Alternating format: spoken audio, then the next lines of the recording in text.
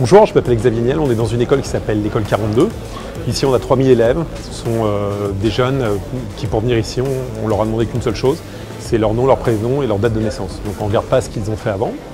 Et puis on va essayer de leur apprendre un métier, c'est le code informatique. Pourquoi le code informatique? Parce qu'on est dans des métiers où il y a une pénurie dans le monde entier, où on n'a pas besoin obligatoirement d'avoir un énorme bagage, même en mathématiques, quel que soit le sujet auparavant. Et donc on essaie ici de trouver des jeunes qui aient la chance d'avoir un ADN un peu de logique et parallèlement à ça une envie de réussir et de s'en sortir.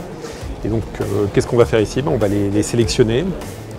Tous les ans on a à peu près 70 000 personnes qui s'inscrivent en ligne, et puis sur ces 70 000 personnes qui s'inscrivent en ligne, on va leur faire passer un test. Presque 25 000 vont réussir ce test. On va prendre quelques milliers d'entre eux, on va les faire venir dans l'école, on va les faire travailler 450 heures le premier mois, c'est un moment qui s'appelle la piscine.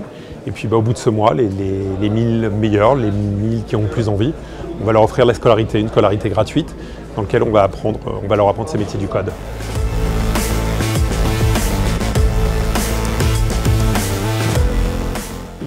En effet, elle a été classée dans plusieurs sondages, ou je sais pas, c'est pas des sondages, dans plusieurs tests indépendants comme la meilleure école de code au monde. En fait, je ne sais pas si en effet on peut utiliser le mot école, on est dans un endroit ou dans un lieu où il n'y a pas de professeurs. Beaucoup des jeunes qui sont ici n'ont pas le bac. Le bac, c'est le diplôme qu'on a en France à l'âge de 18 ans. 40% d'entre eux ne l'ont pas. Donc on est dans des modes d'éducation un peu différents. Beaucoup ont rejeté le système scolaire classique. Donc on n'a pas de professeurs.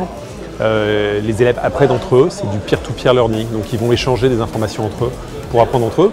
Et puis ils vont même se noter entre eux. C'est-à-dire qu'on va avoir une école sans professeur, mais ça va nous donner d'autres formes d'avantages. L'école est ouverte 24 heures sur 24, 7 jours sur 7. Si vous venez cette nuit à 5h ou 4h ou 5h du matin, eh bien, vous aurez plusieurs centaines de jeunes qui sont là à apprendre entre eux.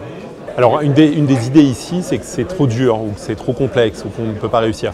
Donc c'est pour ça qu'on a énormément de journées portes ouvertes, mais la volonté reste la même, c'est d'aller chercher des profils qui sont complètement différents. C'est-à-dire qu'on est ravis d'accueillir des élèves qui ont été brillants scolairement, mais on sait que ça marche que si on est capable de les mélanger à d'autres qui ont été complètement exclus du système scolaire dès leur plus jeune âge. Et ce qui est drôle, c'est qu'on a même des gens ici qui arrivent de pays étrangers qui ne parlent même pas le français. Certains d'entre eux ne parlent ni le français ni l'anglais. Et c'est de réussir à se dire qu'ils font des longs voyages, souvent sans moyens, pour venir ici apprendre le code. On a plusieurs jeunes qui viennent même de San Francisco, c'est assez drôle. On a l'impression que c'est la cité magique pour apprendre ces métiers du numérique et pour apprendre le code. Et pourtant, on a plusieurs jeunes ici qui viennent de San Francisco et qui sont venus ici parce qu'on a la possibilité d'apprendre le code d'une manière plus rapide, différente et plus poussée, plus qualitative. On sait que les entreprises ont une obligation de se diriger vers le numérique parce que ça change le fonctionnement même des entreprises et les méthodes de commercialisation des produits pour les entreprises. Et donc on a besoin d'avoir des gens formés qui puissent créer leurs propres entreprises, mais qui dans le même temps puissent aller dans des entreprises existantes pour apporter le savoir-faire nécessaire du numérique.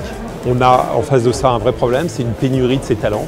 Donc l'idée ici, mais avec d'autres initiatives qu'on peut trouver un peu partout dans le monde, c'est d'aider des jeunes à accéder au numérique, des jeunes qui ne seraient pas allés naturellement au numérique en essayant d'inventer ou de trouver des méthodes d'enseignement qui soient différentes. Je crois que le problème de la jeunesse, c'est avoir un espoir, c'est-à-dire de se dire je suis là, je suis né ici, mais j'ai pas d'espoir, j'ai pas d'avenir. Mes parents ou mes grands-parents, eux, avaient quelque chose qui marchait, un emploi garanti ou potentiellement garanti. On avait une véritable croissance. Et aujourd'hui, moi, est-ce que j'ai la capacité d'avoir un avenir ou de créer quelque chose? Et les métiers du numérique sont capables de leur amener cet espoir.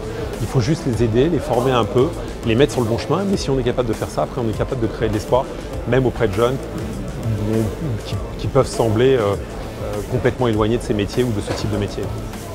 Alors on a besoin des moyens publics pour initier, pour commencer à lancer le système ou créer l'écosystème. Ensuite, on a besoin d'initiatives de personnes privées, de la société civile, pour la prolonger, aller plus loin. Le métier d'un gouvernement, c'est de mettre le cadre nécessaire pour que ça existe. Le métier de la société civile, ensuite, c'est de s'en saisir pour réussir à prolonger ou créer toutes les choses autour du numérique, dans le cas présent, dont on peut avoir besoin. Et donc avec l'idée de ce plan Marshall de la Wallonie, je crois qu'on a tous les éléments nécessaires pour permettre de créer un écosystème important maintenant qui va permettre le développement et la création d'entreprises du numérique.